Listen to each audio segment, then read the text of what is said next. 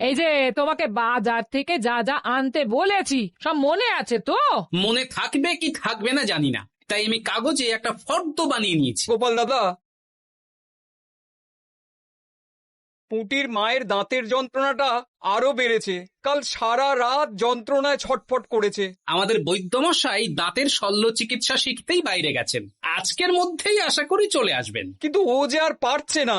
শোনো, তুমি একটা তুলোর মধ্যে লবঙ্গ তেল দিয়ে পুঁটির মায়ের যে দাঁতে ব্যথা হচ্ছে তার গোড়ায় রাখো। বৈদ্যমশাই এলে আমি তোমাদের বাড়িতে যেতে বলছি। আচ্ছা গোপাল দাদা। যাই, বাজার থেকে চটপট ঘুরে আসি, এরপর আবার রাজসভায় যেতে হবে।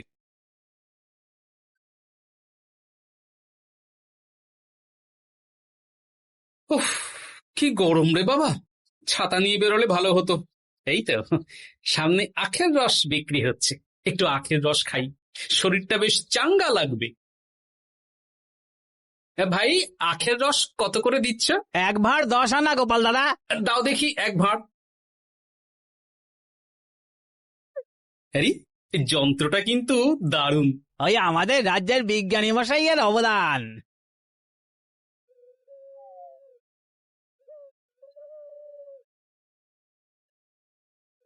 এই নাও গোপাল দাদা।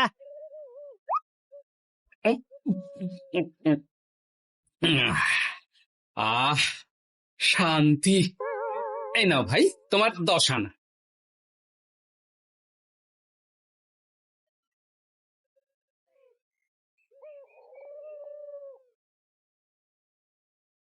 কি রাজবৈদ্য, এই ফিরছ নাকি?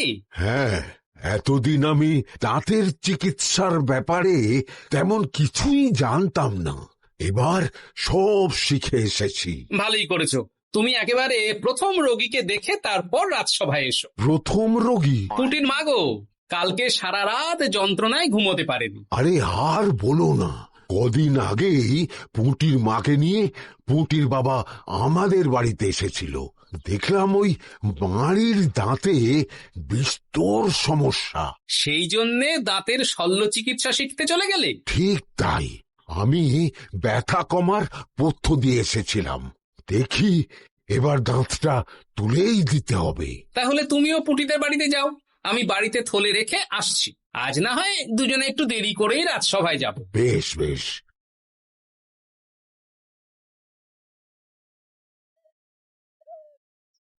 দেখুন মহারাজ, দেখুন, আজকে রাজবৈদ্য আসেনি আর ওদিকে গোপালও ডুব দিয়েছে। এই আনন্দে আমাদেরও ছুটি দিয়ে দিন মহারাজ। কি আনন্দে? এই গরমে বাড়ি বসে একটু আমপানার শরবত খাবো আর ঘুমবো। রাজ্যের সেনাপতি যদি বিশ্রামের কথা বলে তাহলে আমার আর কিছুই বলার নেই।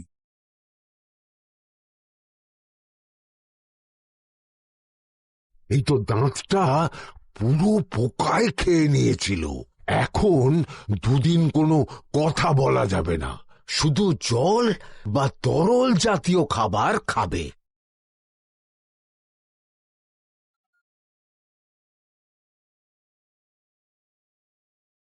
ওই তো গোপাল আর রাজবৈদ্য দুজনে একসাথে রাজসভায় ঢুকছে।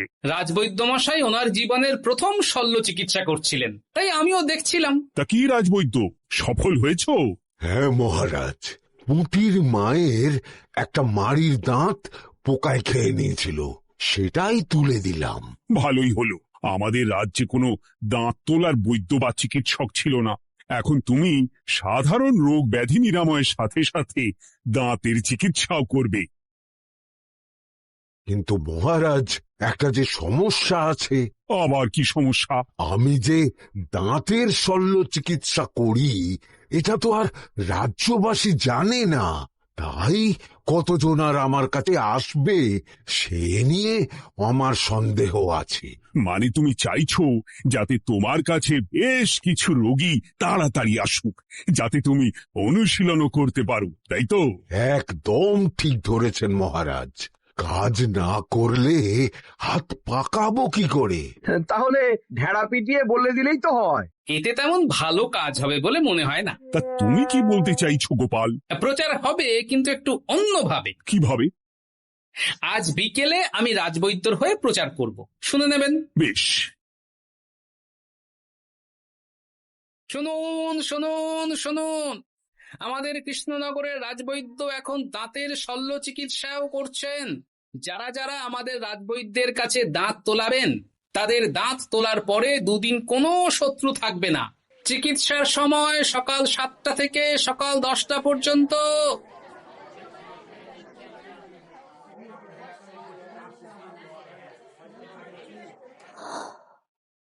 এসব তুমি কি উল্টো পাল্টা কথা বলছো গোপাল? উল্টো পাল্টা না, আপনি দেখুন না আপনার বাড়িতে লোকজন আসে কি না। আর কেউ যদি জিজ্ঞাসা করে যে এই রকম প্রচারের কারণটা কি, তাহলে বলবেন রাজসভায় আমার সাথে কথা বলতে আমি বুঝিয়ে দেব। বেশ।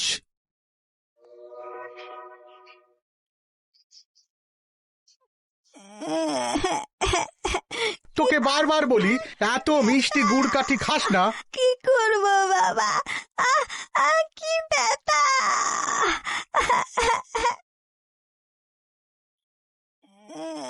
বাড়ি আছেন নাকি বৈদ্যমশাই? হ্যাঁ, আছি আছি। এই আমার ছেলেটার না দাঁতে খুব ব্যথা 2 দিন ধরে। দেখছি। তা আপনাকে তো এই রাজ্যে আগে দেখিনি। আমি পাশের রাজ্য থেকে আসছি। শুনলাম আপনার কাছে দাঁতের শল্য চিকিৎসা করালে আগামী 2 দিন কোনো শত্রু থাকবে না। ঠিকই শুনেছেন। বেশ, তাহলে বলুন কেন থাকবে না? আগে চিকিৎসাটা করি, তারপর বলছি।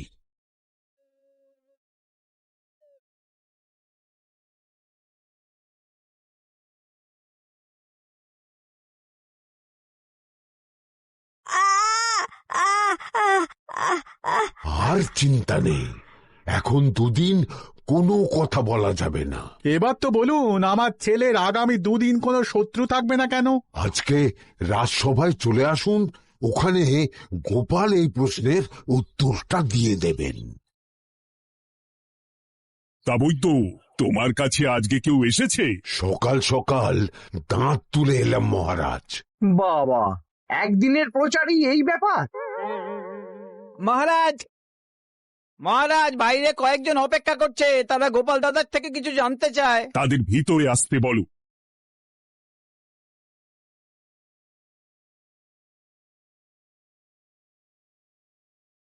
আজ আমার ছেলে বৈদ্যমশাইয়ের কাছে একটা দাঁত তুলিয়েছে। আমি জানতে চাই প্রচার অনুযায়ী আমার ছেলের নাকি আগামী 2 দিন কোনো শত্রু থাকবে না, সেটা কেন বলা হয়েছে? আমরাও জানতে চাই। বলতে পারি, কিন্তু কথা দিতে হবে। এই কারণটা বাইরে আর কাউকে বলা যাবে না। বেশ, বলবো না। বাংলায় একটা প্রবাদ আছে, বোবার শত্রু নেই। মানুষ সাধারণত কথার বিনিময়ে মতবিরোধ, বিবাদ বা শত্রুতা করে। যে ব্যক্তি কথা বলতে পারে না, তাই তার সঙ্গে কথা বলে মতবিরোধ হওয়ার কোনো সুযোগই নেই। মানে যার যার দাঁত তোলা হবে তারা তো আগামী 2 দিন কথা বলতে পারবে না। আর কথা না বললে কোনো বিবাদ হওয়ার ব্যাপার নেই। আর বিবাদ না হলে কারো সাথে শত্রুতাও হবে না। কি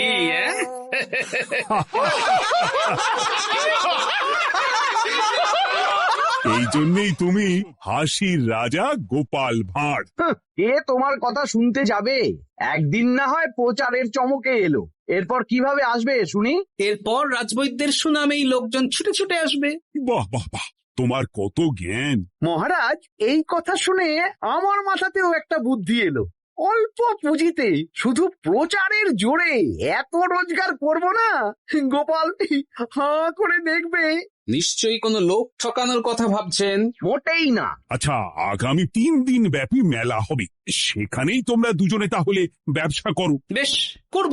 যে সবচেয়ে বেশি রোজগার করবে তাকে আমি 50 মোহর পুরস্কার দেব। রাজি। মেলার শেষে আমার প্রশংসায় পঞ্চমুখ হবেন, সবাই দেখে নেবেন।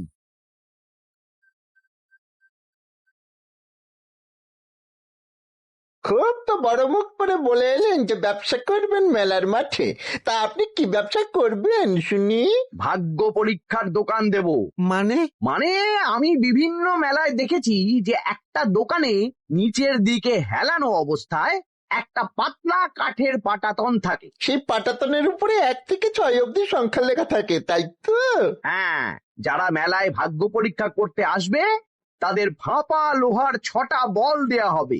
যদি ওই 6টা বলই নম্বর লেখা খোপের মধ্যে ঢোকাতে পারে তাহলে প্রথম পুরস্কার পাবে। আমিও ওটারই দোকান দেব, কিন্তু শুধুমাত্র একটাই পুরস্কার থাকবে। 6টা বল 6 নম্বর খোপের মধ্যে ফেলে কেউ যদি 36 করতে পারে তাহলে সে পাবে 100 মোহর উপহার। আরে খেলার জন্য কত মোহর লাগবে? 1 মোহর। আপনি কিন্তু জেনে বুঝে বিপদ ডেকে আনছেন। একজন কেউ ফেলে দিলেই আপনার হাত থেকে 100 মোহর ফসকে যাবে। আরে মেলার ভিড়ে যদি আপনি পুরস্কার না দেন তাহলে জনতার একটা মারও ফসকাবে না। আরে সেই জন্যেই তো তোদের পোষা। তোদের মধ্যে যে কোনো একজন ওই কাঠের পাটাতনের নিচে লুকিয়ে থাকবি। যখনই দেখবো কেউ 36 করে ফেলছে আমি গলা ঠাকরাবো, আর তোরা কাঠের পাটাতনটা হালকা করে নিচ থেকে নাড়িয়ে দিবি। এটা তো দারুণ বুদ্ধি। কি বলছো গোপাল, তুমি আখের রসের দোকান দেবে?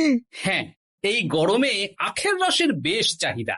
তোমার বানানো ওই যন্ত্রের চাকা ঘোরাবো আর আমার ভাগ্যের চাকা ঘুরবে। সে ঠিক আছে, আমার কয়েকটা যন্ত্র বানানোই আছে। তুমি না হয় মেলায় ব্যবহার করো 3 দিন। ব্যাস, আর চিন্তা নেই। এবার শুধু জমিয়ে আখের রস বিক্রি করব, সাথে বিভিন্ন মশলা, বরফ আর পাতিলেবুর রস দেব।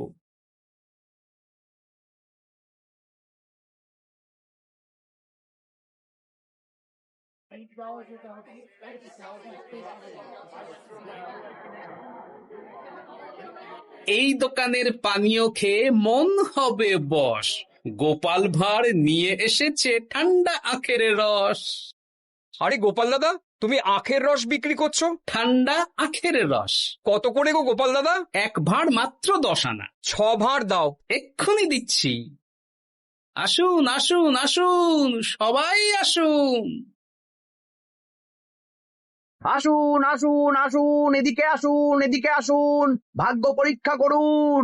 1 মোহরে 100 মোহর।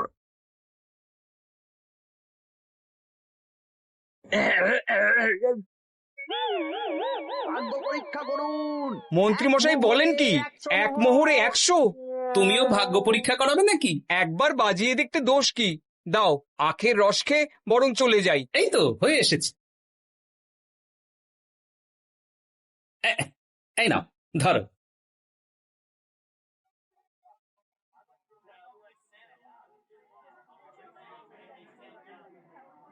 কি মন্ত্রী, ব্যবসা কেমন চলছে? ভালোই। আপনি একবার ভাগ্য পরীক্ষা করে দেখবেন নাকি মহারাজ? না না না, আমি এসবে নেই। জানি আপনার কাছে 100 মোহর নস্যি, তবুও 1 মোহরের বিনিময়ে চেষ্টা করে দেখুন না। আচ্ছা, এত করে বলছো যখন, দেখি। 1 মোহরে 6টা বল। বাবা বাবা বাবা, দেখুন মহারাজ চেষ্টা করে।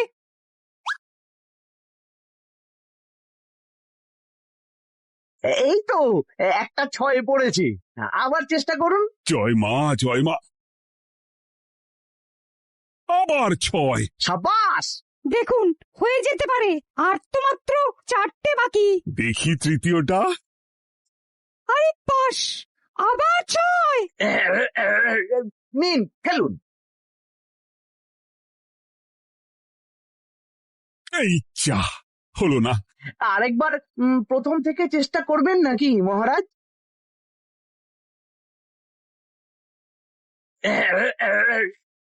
না, এবারেও হলো না। 2 মোহর জলে। অন্য সব জায়গায় বাকি সংখ্যাতেও পুরস্কার থাকে, আপনার এখানে নেই কেন? আমার এখানে ধামাকা পুরস্কার, তাই বাকি আর কিছু রাখিনি। 36 করতে পারলেই 100 মোহর। এই নাও মন্ত্রী, 2 মোহর।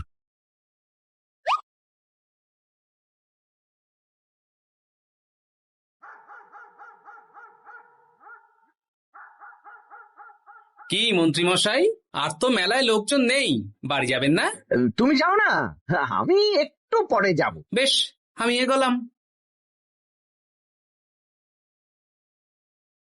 গোপাল আর মন্ত্রী, তোমাদের কার কেমন রোজগার হয়েছে একদিনে? মহারাজ, কালকে আমার 7 মোহর 20 আনা রোজগার হয়েছে। আমার 70 মোহর, কিন্তু খরচ কিছুই হয়নি, কারণ কেউ 36 করতে পারেনি মহারাজ। বাহ বাহ বাহ, আমি তো বলেছিলাম আমি যখন ব্যবসা করব গোপাল আমার ধারে কাছে দাঁড়াতে পারবে না। বেশ, এখনো তো আজ আর কাল দুদিন মেলার বাকি আছে।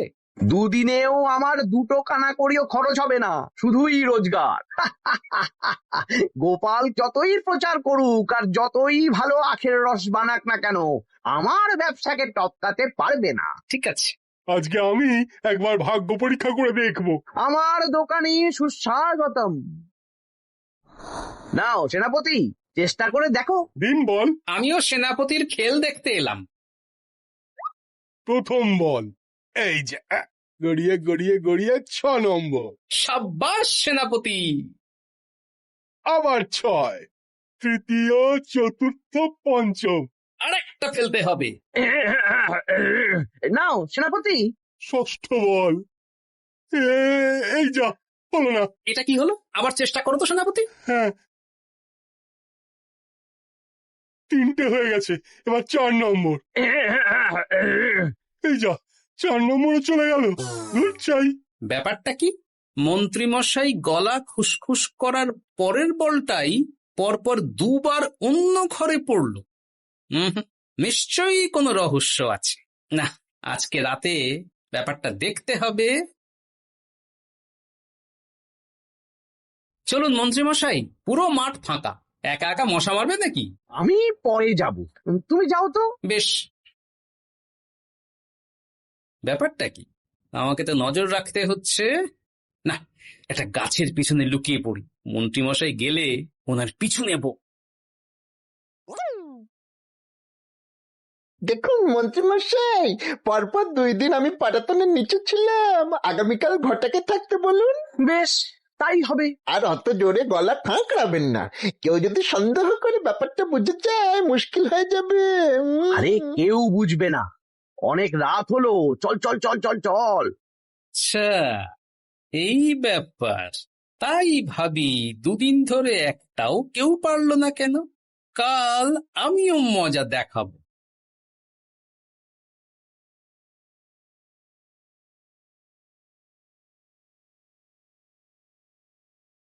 বাবা চলে এসেছেন দেখছি।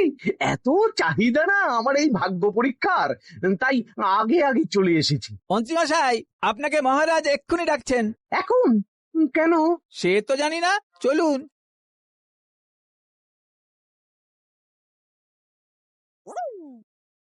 এই বেটা ঘটা, এবার বেরো। এ কি গোপাল দাদা, তুমি? হ্যাঁ আমি। খুব চালাক ভেবেছিস না? মন্ত্রীমশাইয়ের খেলা আজকে শেষ। প্রহরী, একে ধরে নিয়ে যাও।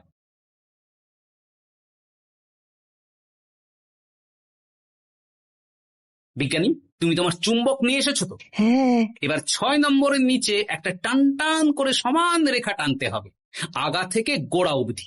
তুমি তো সব সকালে বুঝিয়েই দিয়েছো, দাঁড়াও দাগটা টেনে নি। একদম 6 নম্বর খোপ অবধি যাচ্ছে, সেই অনুযায়ী টান টান করে দাগ টানো। টানছি, তুমি বাইরে নজর রাখো। নজর রাখছি। কাজ হয়ে গেছে, তুমি একবার অনুশীলন করে দেখে নাও। হ্যাঁ দেখছি। শুরু করো। শুরু করছি। একদম পাক্কা আছে। দূর, কেউ ডাকেনি, অকারণে সময় নষ্ট করলো। কতগুলো খদ্দের ফিরে গেছে কে জানে। কি হলো মন্ত্রীমশাই, এত রাগ কিসের? রাগ হবে না, ওরই বেটা আমার সাথে মজা করছিল। বেশ অনেকজন খদ্দের ফিরে গেল, আমার কত ক্ষতি হয়ে গেল। আমি খেলে আপনার ক্ষতিপূরণ দিতে পারি। তুমি খেলবে? হ্যাঁ, ভাগ্য পরীক্ষা করতে দোষ কোথায়? ওই তো বেশ কয়েকজন সভাসদেরা আসছেন, সবার সামনেই খেলবো। তাহলে শুরু করি। হ্যাঁ শুরু করো। এই বল যা, 6 নম্বরে যা। আরে বাস, গোপালের ফেলাপল তো গড়ালো না, সোজা 6 নম্বরে চলে গেল। এই দেখুন, আবার যাবে। বলকে আমি বলবো, বল কথা শুনবে। এই বল যা তো, 6 নম্বরে যা। আবার 6, আমার 6। আবার 6। কি এটা কি হচ্ছে? যা বল, এটাও 6 নম্বরে যা। আবার 6, 100 মোহর। হ্যাঁ, এটা কি করে হলো? দিন মন্ত্রী মশাই, 100 মোহর দিন। ইয়ে না মানে মন্ত্রী দাও বলছি। আমি আবার খেলবো। 6 আবার 6। আবার 100 মোহর। আর নেই। এই ঘটা, আরে কি করছিসটা কি? ঘটা নেই মন্ত্রীমশাই, আমি আছি। আর আছে আমার চুম্বক। মানে মানে তোমার কারসাজি ধরা পড়ে গেছে মন্ত্রী।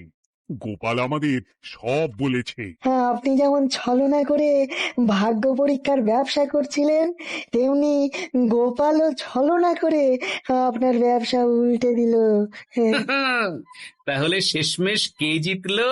হাসির রাজা, জ্ঞানীর রাজা, রসিক রাজা গোপাল ভাঁড়। লোকের ভাগ্য পরীক্ষা করছিলাম আর আমারই দুর্ভাগ্য নেমে এলো।